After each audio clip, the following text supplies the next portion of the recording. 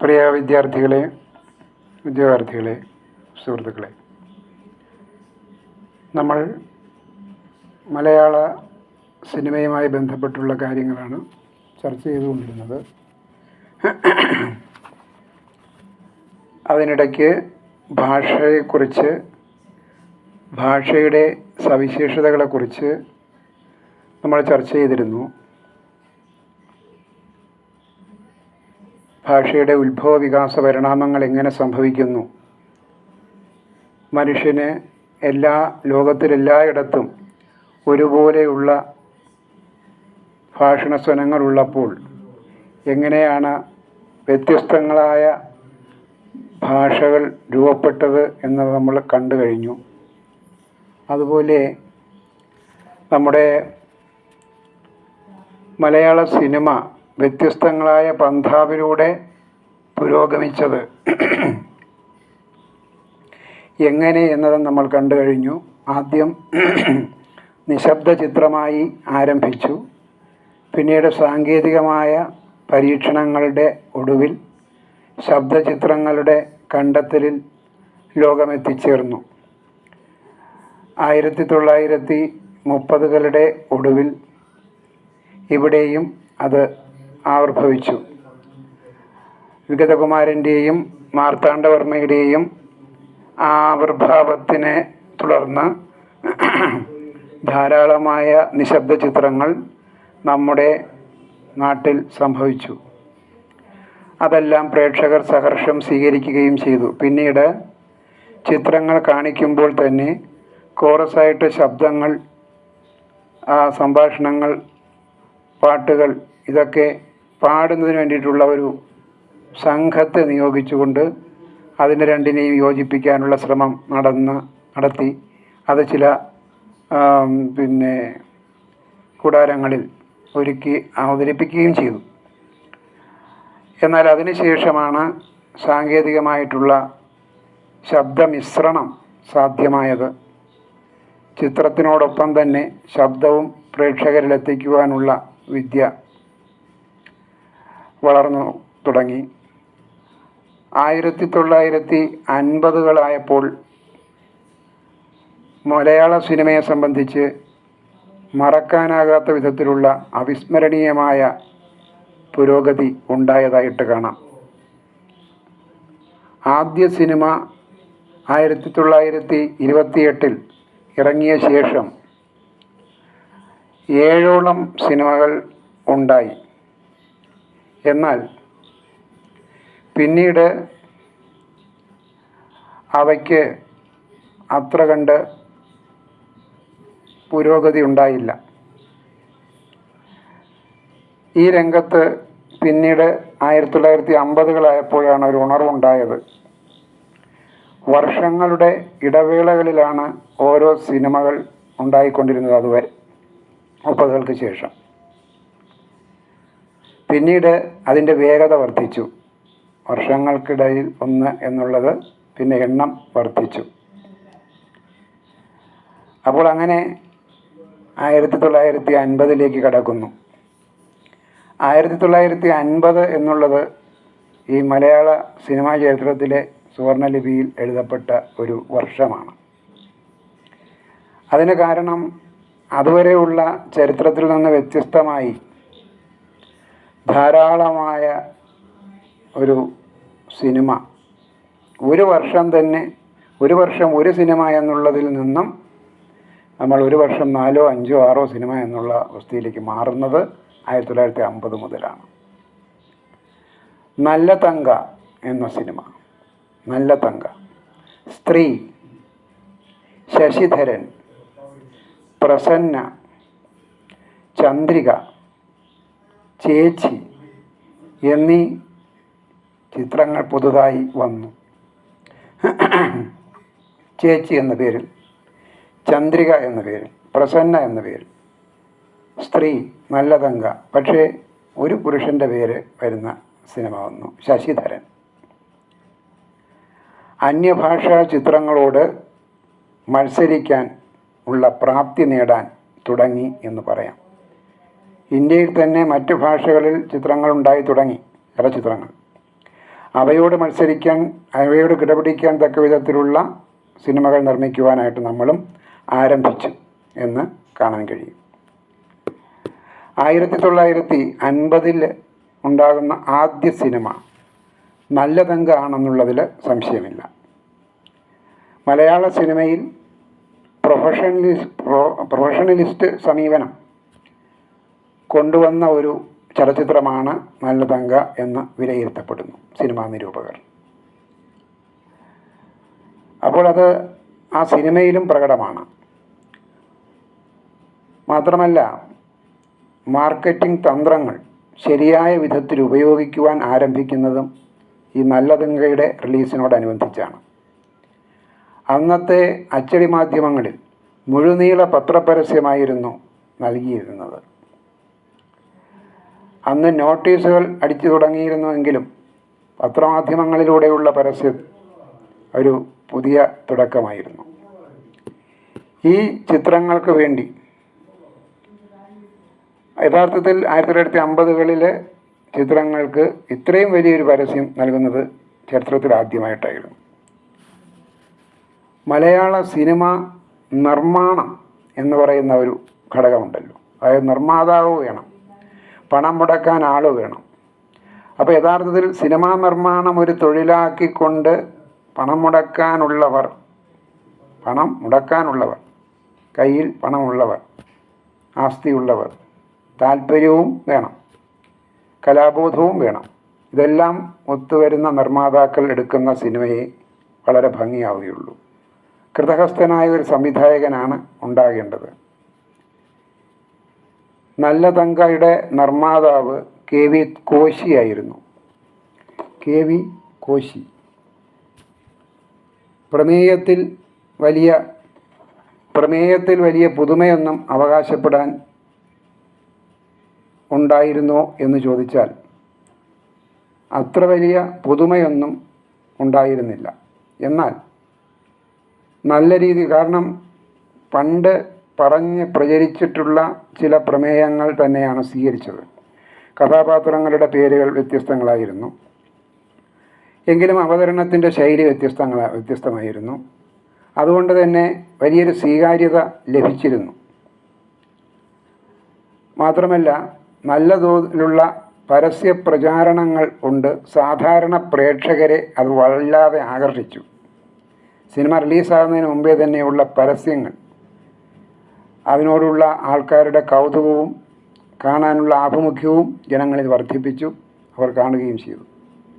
അങ്ങനെ മലയാള സിനിമാ ചരിത്രത്തിലെ ആദ്യത്തെ സൂപ്പർ ഹിറ്റ് എന്ന പദവി നല്ല തങ്കയ്ക്ക് സ്വന്തമായി എന്ന് പറയാം.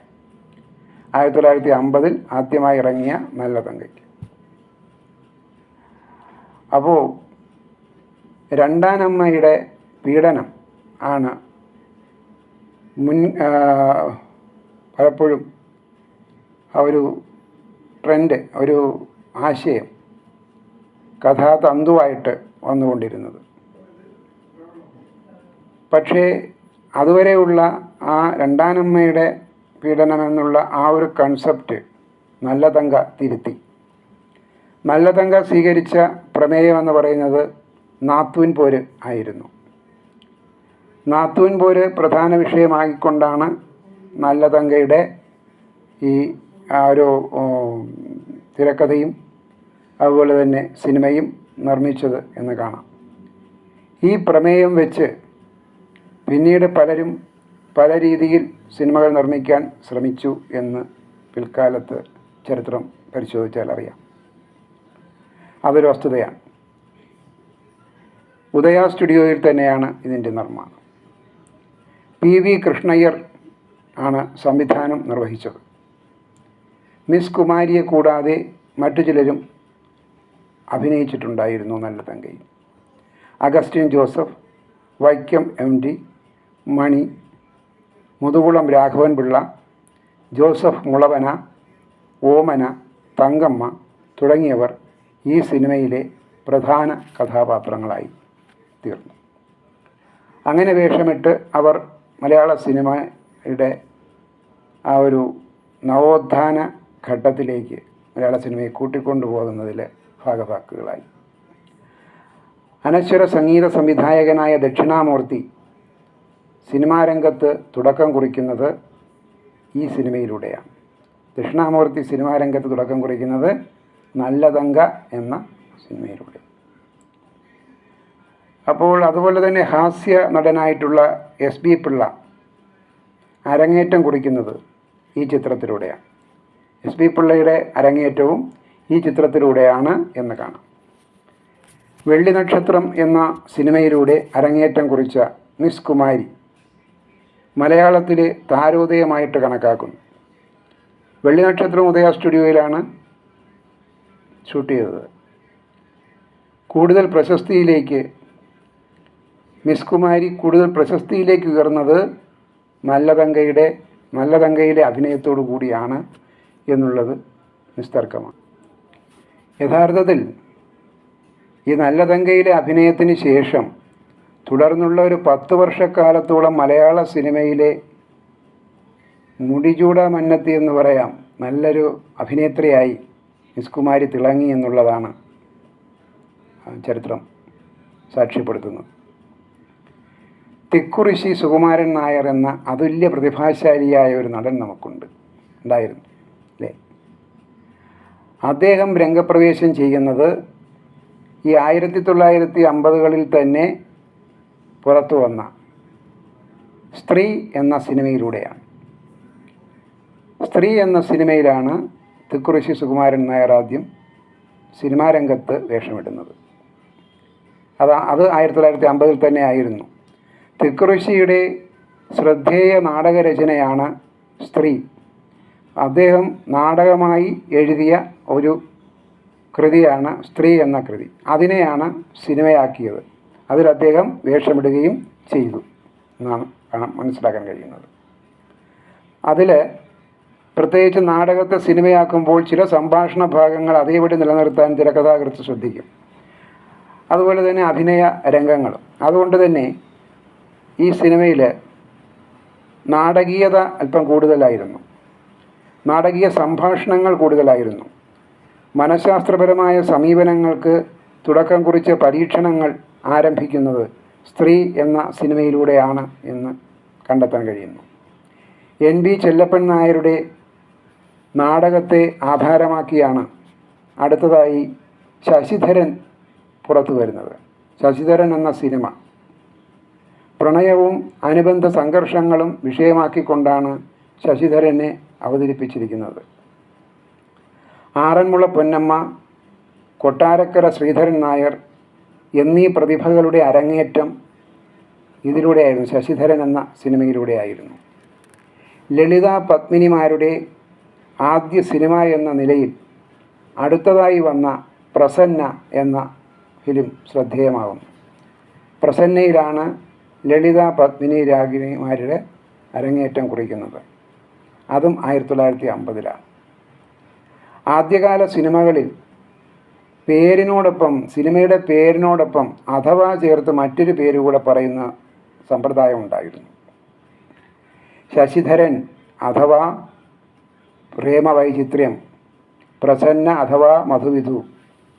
പക്ഷേ പ്രസന്നയുടെ അണിയറ പ്രവർത്തകർ പിന്നീട് അത് തിരുത്തുകയും പ്രസന്ന എന്ന മാത്രം പേര് മതി എന്ന് തീരുമാനിക്കുകയും ഒക്കെ ചെയ്തിരുന്നു. അപ്പോൾ അവിടെ പുതിയ നടന്മാരുടെ ഉദയത്തിനും സാക്ഷ്യം വഹിച്ചു.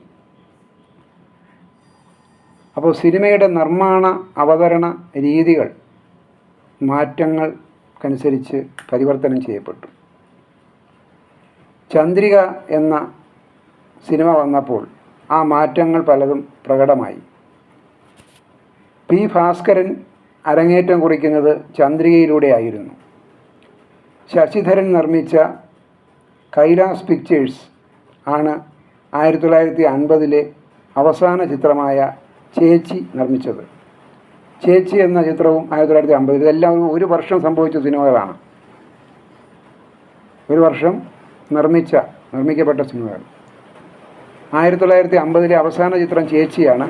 മലയാളത്തിൽ നിന്ന് ആദ്യമായി തമിഴിലേക്ക് റീമേക്ക് ചെയ്ത ചിത്രവും ചേച്ചിയാണ്. പക്ഷെ തമിഴിലേക്ക് റീമേക്ക് ചെയ്തപ്പോൾ നടികൈ എന്ന പേരിലാണ് അത് അവതരിപ്പിക്കപ്പെട്ടത്. 1951 ആയപ്പോൾ മലയാള സിനിമയിലെ നാഴികക്കല്ലായ ജീവിത നൗക എന്ന സിനിമ റിലീസ് ചെയ്യുന്നു. 1951 മലയാള സിനിമയുടെ ചരിത്രത്തിലെ നാഴികക്കല്ലായ ജീവിത നൗക റിലീസ് ചെയ്യുന്നു. മലയാള സിനിമയ്ക്കും ചലച്ചിത്ര വ്യവസായത്തിനും വ്യക്തമായ ദിശാബോധം പകർന്നു നൽകിയത് ജീവിത നൗകയുടെ കടന്നുവരവോടെയാണ്. അപ്പോൾ അമ്മായിയമ്മ പോര് തന്നെ മുഖ്യപ്രമേയമാക്കിക്കൊണ്ടാണ് അതിൻ്റെ അവതരണം. എന്നാൽ സിനിമ വളരെ തന്ത്രപരമായ മാർക്കറ്റിംഗ് രീതികൾ സ്വീകരിച്ചിരുന്നു. അതായത് ഉയർന്ന ക്ലാസ് ടിക്കറ്റ് മുൻകൂട്ടി ബുക്ക് ചെയ്യാം എന്നൊരു പരസ്യം അവർ കൊടുത്തു. ഇത് ആൾക്കാരിൽ കൗതുകവും ആഭിമുഖ്യവും വർദ്ധിപ്പിച്ചു. അതൊരു മാർക്കറ്റിംഗ് തന്ത്രമായിരുന്നു. അപ്പോൾ അങ്ങനെ പരസ്യങ്ങൾക്കുപരിയായിട്ട് അങ്ങനെ ഒരു ഓഫർ കൂടെ വെച്ചുകൊണ്ടാണ് അത് തിയേറ്ററുകളിൽ അല്ലെങ്കിൽ പ്രദർശനത്തിന് എത്തിച്ചത്. തുടർച്ചയായി ഒരേ തിയേറ്ററിൽ പ്രദർശിപ്പിച്ചുകൊണ്ട് ഏറ്റവും വലിയ പ്രദർശന വിജയം നേടുവാൻ ആ സിനിമയ്ക്ക് സാധിച്ചു. ജീവിത നൗകയ്ക്ക് ഒരേ സമയം പല തിയേറ്ററുകളിൽ 50ഓളം തിയേറ്ററിൽ പ്രദർശിപ്പിച്ച് 100ലേറെ ദിവസങ്ങൾ പൂർത്തിയാക്കാൻ ഇടവരികയും അതുപോലെ തന്നെ പിന്നീട് അത്തരം മലയാള ചിത്രങ്ങൾ ഉണ്ടാക്കുന്നതിന് വേണ്ടിയിട്ടുള്ള ഉണർവും ഊർജവും പകർന്നു നൽകുകയും ചെയ്തു. സാമുദായിക ചിത്രം എന്ന ബാനറിൽ വി കൃഷ്ണൻ അവതരിപ്പിച്ച നവലോകം മലയാളത്തിലെ ഒരു പൊതു സംരംഭമായിരുന്നു. വിശ്വനാഥൻ്റെ വനമാല എന്ന സിനിമ, എം.ആർ. വിറ്റലിൻ്റെ കേരള കേസരി, വേലസ്വാമിയുടെ രക്തബന്ധം, ആർ. വേലപ്പൻ്റെ യാചകൻ തുടങ്ങിയവ 1951 രൂപപ്പെട്ട സിനിമകളായിരുന്നു. പ്രേക്ഷകരെ വലിയ രീതിയിൽ സ്വാധീനിക്കാൻ കഴിഞ്ഞോ എന്ന് ചോദിച്ചാൽ 1950 പോലെ സാധിച്ചില്ല. ജീവിത നൗക മാറ്റി നിർത്തിയാൽ ബാക്കിയുള്ളവയ്ക്ക് അത്ര കണ്ട് സ്വാധീനം ചെലുത്താൻ കഴിഞ്ഞില്ല. 1952 ആയപ്പോൾ മാറ്റം വന്നു. പ്രേം നസീറിൻ്റെയും സത്യൻ്റെയും ഒക്കെ കടന്നുവരവ് അപ്പോഴായിരുന്നു. അങ്ങനെ വന്ന അവർ പിന്നീട് സിനിമാ ലോകം അടക്കി വാഴുന്ന കാഴ്ചയാണ് നമുക്ക് കാണാൻ കഴിഞ്ഞത്. എസ് കെ ചാർലിയുടെ മരുമകൾ ആണ് പ്രേം നസീറിൻ്റെ ആദ്യ ചിത്രം. എസ് കെ ചാർലിയുടെ മരുമകൾ എന്ന ചിത്രത്തിലൂടെയാണ് പ്രേം നസീർ അരങ്ങേറ്റം കുറിക്കുന്നത്. ആ വർഷം പുറത്തിറങ്ങിയ മോഹൻ റാവുവിൻ്റെ വിശപ്പിൻ്റെ വിളി എന്ന ചിത്രത്തിലൂടെ പ്രേം നസീർ താരപദവി ഉറപ്പിച്ചു. സത്യൻ്റെ ആദ്യത്തെ ചിത്രം ആത്മസഖി ആയിരുന്നു. അതും 1952 പുറത്തിറങ്ങുന്നത്. സത്യനും നസീറും ഒരേ വർഷമാണ് സിനിമയിൽ അരങ്ങേറ്റം കുറിക്കുന്നത്. കെ വേമ്പുവിൻ്റെ ചിത്രങ്ങൾ അമ്മ, വിശപ്പിൻ്റെ വിളി എന്നിവ 1952 പുറത്തിറക്കിയവയിൽ വിജയം നേടിയ ചിത്രങ്ങൾ ചിലതാണ്. അപ്പോൾ അവിടെ സിനിമയുടെ ഓഹരി എടുത്തു കഴിഞ്ഞാൽ 250 രൂപ മുടക്കി ഓഹരി എടുത്തു കഴിഞ്ഞാൽ ആർക്കും സിനിമയിൽ അഭിനയിക്കാം എന്നൊരു പരസ്യവാചകം കൂടെ കൊടുത്തുകൊണ്ട് സിനിമാ പ്രദർശനം നടത്തിയതായിട്ടുമൊക്കെ കേട്ടിരിക്കുന്നു.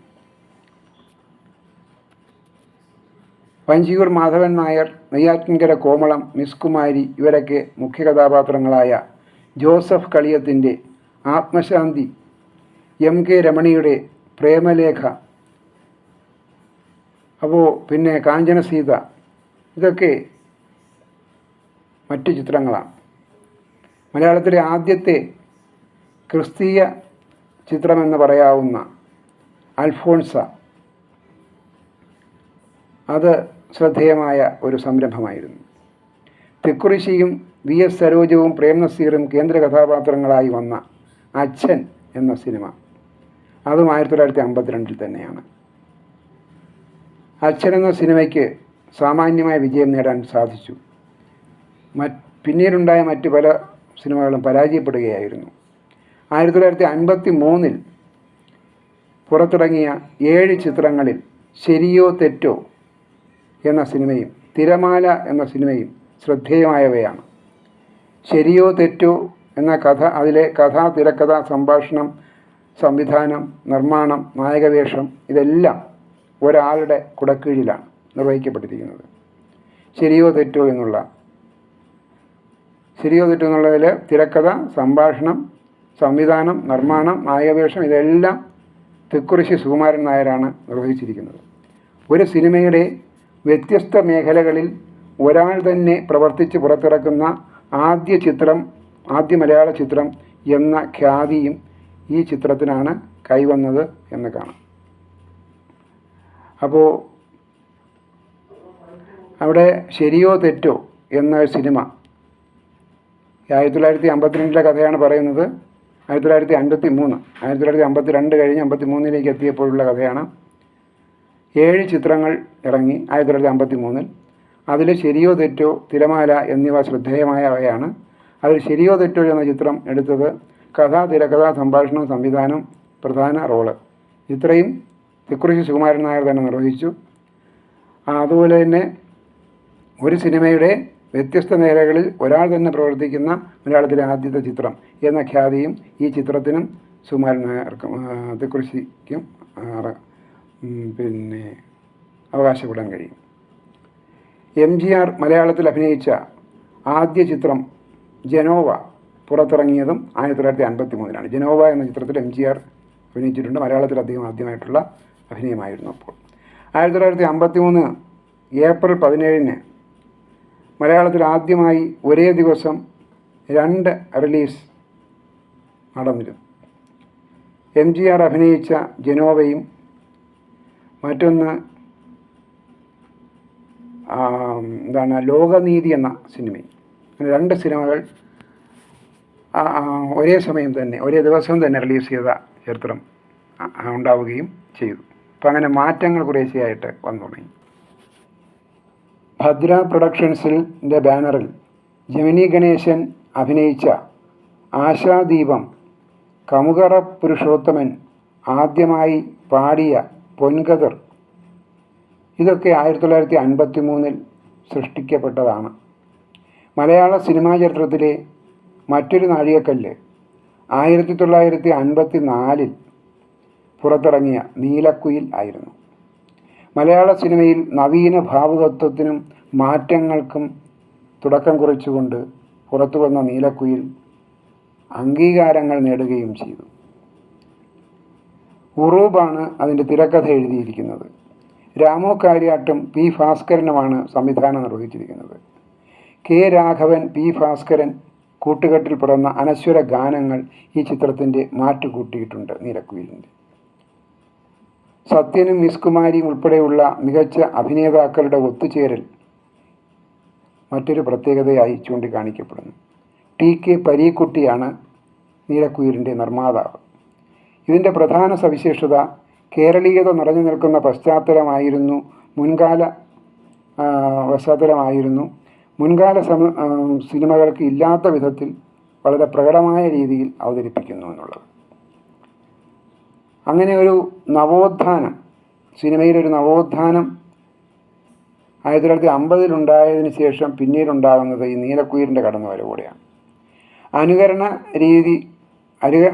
രീതികൾ ഒഴിവാക്കിക്കൊണ്ടുള്ള ഗാനങ്ങൾ ഇതിലുണ്ടായിരുന്നു. ഏറ്റവും മികച്ച സിനിമയ്ക്കുള്ള പ്രസിഡൻറ്റിൻ്റെ വെള്ളി മെഡൽ നേടാനും നീലക്കുയിലിന് സാധിച്ചു. നീലക്കുയിൽ മലയാളത്തിൻ്റെ മാനം കാത്തു എന്ന് എല്ലാവരും അന്ന് ഉദ്ഘോഷിച്ചിരുന്നു. പിന്നീടുള്ള മലയാള സിനിമയ്ക്ക് ഈ അംഗീകാരം വലിയൊരു പ്രോത്സാഹനവും പ്രചോദനവുമായി മാറി എന്ന് നമുക്ക് കാണാൻ കഴിയും. നിള പ്രൊഡക്ഷൻസിൻ്റെ അവകാശി, ബാല്യകാല സഖി, അതുപോലെ തന്നെ മറ്റൊരു പരിശ്രമത്തിൻ്റെ ഫലമായിട്ടുണ്ടായ സന്ദേഹി അഥവാ ഗൃഹദേവത, ബഹദൂറിൻ്റെ ആദ്യ ചിത്രം എന്ന് പറയാവുന്ന പുത്രധർമ്മം, മനസാക്ഷി, അവൻ വരുന്നു, സ്നേഹസീമ ഇതെല്ലാം 1954 വന്ന മറ്റ് ചിത്രങ്ങളായിരുന്നു. നീലക്കുയിലിൻ്റെ പാരമ്പര്യം പിന്തുടരാൻ ഇവയ്ക്കൊന്നും സാധിച്ചില്ല എന്ന് വേണം കരുതാൻ. ആലപ്പുഴയിൽ നിന്ന് കുഞ്ചാക്കോയും തിരുവനന്തപുരത്ത് നിന്ന് പി സുബ്രഹ്മണ്യവും 1950-60കളിൽ മത്സരബുദ്ധിയോടെ സിനിമകൾ നിർമ്മിച്ച് മലയാള സിനിമാ വ്യവസായത്തിന് ഊർജവും ഉന്മേഷവും പകർന്നു നൽകി. വ്യത്യസ്ത പ്രമേയങ്ങളും പരിഷ്കരണങ്ങളും ഇവർ സിനിമയിൽ കൊണ്ടുവന്നു. ആരാണ്? കുഞ്ചാക്കോ ആലപ്പുഴയിൽ നിന്നും, തിരുവനന്തപുരത്ത് നിന്ന് പി സുബ്രഹ്മണ്യം. ഇവർ രണ്ടുപേരും. 1955 കമ്മട്ടിപ്പാടം 1955 ആദ്യ സംരംഭമായിരുന്നു.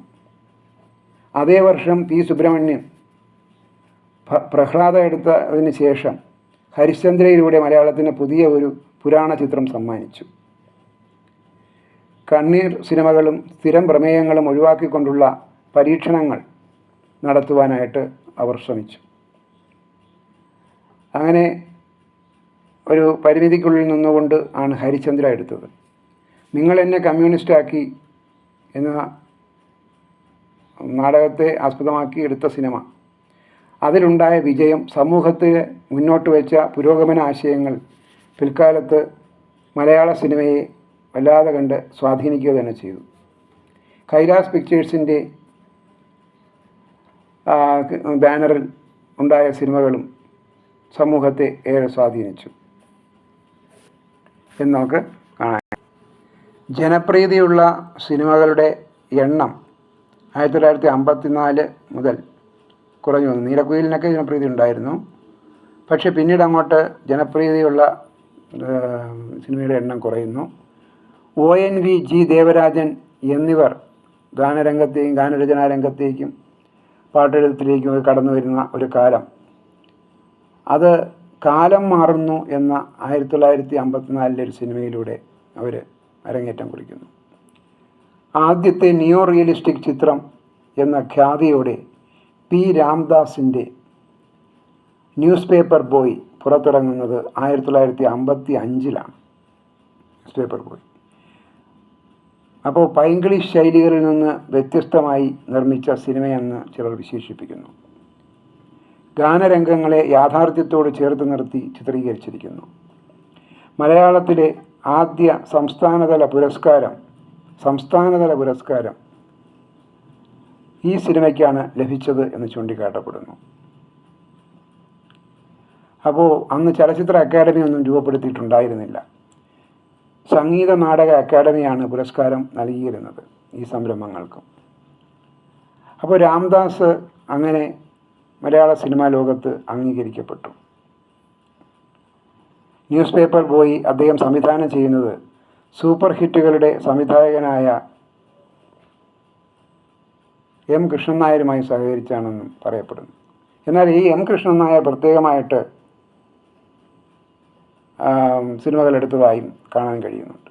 ഹരിശ്ചന്ദ്രയ്ക്ക് ശേഷം പിന്നീട് പല സിനിമകളും എടുത്തതായി സുബ്രഹ്മണ്യം എടുത്തതായിട്ട് പറയപ്പെടുന്നു.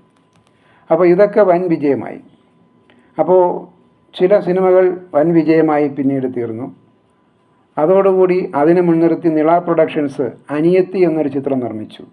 നീലക്കുയിലിന് ശേഷം ചന്ദ്രധാര പ്രൊഡക്ഷൻസ് നിർമ്മിച്ച ചിത്രം രാരിച്ചൻ എന്ന പൗരൻ എന്ന സിനിമയായിരുന്നു. രാരിച്ചൻ എന്ന പൗരൻ 1956 ചിത്രത്തിൽ നീലക്കുയിലിലെ പ്രവർത്തകർ ഒത്തുചേർന്നിരുന്നു. പിന്നീട് 1950 ഒടുവിൽ ഇടതുപക്ഷ പുരോഗമന ചിന്താഗതിയുടെ കടന്നു വരവ് ശക്തമായി സിനിമാ രംഗത്തെയും മുൻകാലത്ത് നാടകത്തിലെന്ന പോലെ സ്വാധീനിച്ചു. അപ്പോൾ അത്തരത്തിലുള്ള വിഷയങ്ങൾ സിനിമയ്ക്ക് പ്രമേയങ്ങളായി വന്നു. അത്തരം കഥകൾ കണ്ടെടുത്തു, എഴുതിയുണ്ടാക്കി, ചിലത് സൃഷ്ടിച്ചു, ചിലത് ചരിത്രത്തിൽ നിന്നെടുത്തു. രാരിച്ചൻ എന്ന പൗരൻ അവതരിപ്പിച്ചതിൻ്റെ തുടക്കം അങ്ങനെയായിരുന്നു. കേരളീയത നിറഞ്ഞു നിൽക്കുന്ന അന്തരീക്ഷത്തിലായിരുന്നു GR റാവുവിൻ്റെ ആ ഒരു സംരംഭം. നിള പ്രൊഡക്ഷൻസിൻ്റെ മന്ത്രവാദി വയലാർ ആദ്യമായി ഗാനരചന നടത്തി. മലയാളത്തിൻ്റെ ദുഃഖപുത്രി എന്ന് പറയപ്പെടുന്ന ശാരദയെ അങ്ങനെ വിശേഷിപ്പിക്കുന്നുണ്ട്. അംബിക അരങ്ങേറ്റം കുറിച്ചത് ആ ഒരു സന്ദർഭത്തിലാണ്. 1956 ശേഷം വന്ന കൂടപ്പിറപ്പ് എൻ ശങ്കരൻ നായരുടെ അവൻ വരുന്നു. അപ്പോൾ കൂടപ്പിറപ്പ് എന്ന സിനിമയിലൂടെയാണ് അംബിക അരങ്ങേറ്റം കുറിക്കുന്നത്. പിന്നെ എൻ ശങ്കരൻ നായരുടെ അവൻ വരുന്നു, ഇതും 1956 പുറത്തിറങ്ങിയത്. പിന്നീട് 1957 മുട്ടത്ത് വർക്കിയുടെ പാടാത്ത പൈങ്കിളി ചലച്ചിത്രമായി മാറുകയുണ്ടായി. പ്രേക്ഷക പ്രീതി ഒട്ടേറെ പിടിച്ചുപറ്റി. മികച്ച പ്രാദേശിക ചിത്രങ്ങൾക്കുള്ള പ്രസിഡൻറ്റിൻ്റെ മറ്റും അംഗീകാരങ്ങളിലേക്ക് പിന്നീട് മലയാള സിനിമാ രംഗം പോവുകയാണ്. തിരുനെല്ലൂർ കരുണാകരൻ ആദ്യമായി ഗാനരചന നടത്തുന്നത് അച്ഛനും മകനും എന്ന ചിത്രത്തിനാണ്. നീലക്കുയിലിന് ശേഷം രാമു കാര്യാട്ട് സംവിധാനം ചെയ്ത മിന്നാമിനുങ്ങ്, MS ബാബുരാജ്, പ്രേംജി, മച്ചാട്ട് വസന്തി എന്നീ കലാകാരന്മാരും മറ്റും അവതരിപ്പിച്ചത് മിന്നാമിനുങ്ങിലൂടെ ആയിരുന്നു. MGR നായകനായ മലൈക്കള്ളൻ എന്ന തമിഴ് ചിത്രത്തിൽ നിന്ന് മലയാളത്തിലേക്ക് മലൈക്കള്ളൻ എന്ന MGR നായകനായ ചിത്രത്തെ തസ്കരവീരൻ എന്ന പേരിൽ കൊണ്ടുവന്നു. ഇങ്ങനെ ഈ കാലയളവിൽ, അപ്പോൾ അതിൽ സത്യനായിരുന്നു നായകനായിട്ട് അഭിനയിച്ചത്. അപ്പോൾ ഇങ്ങനെ ഈ കാലയളവിൽ ഒട്ടേറെ മാറ്റങ്ങൾക്ക് വിധേയമായ സിനിമകൾ പ്രമേയത്തിലും അവതരണത്തിലും എല്ലാം പിന്നെ നവീനമായ മാർഗങ്ങൾ തേടിക്കൊണ്ടിരുന്നു എന്ന് നമുക്ക് മനസ്സിലാക്കാം. അപ്പോൾ മലയാള സിനിമയുടെ വളർച്ചയുടെ ഒരു ഘട്ടമാണ് 1950 മുതൽ 1956 വരെയുള്ള ഘട്ടം എന്ന് പറയുന്നത്. അപ്പോൾ തൽക്കാലം അതിവിടെ നിൽക്കട്ടെ. നമുക്ക് ഇതിൻ്റെ തുടർച്ചയായിട്ട് 1956 മുതൽ പിന്നീട് അങ്ങോട്ടുള്ള കാലഘട്ടത്തിലെ സിനിമയുടെ വളർച്ചയെക്കുറിച്ച് മറ്റൊരു ദിവസം ചർച്ച ചെയ്യാം. Thank you.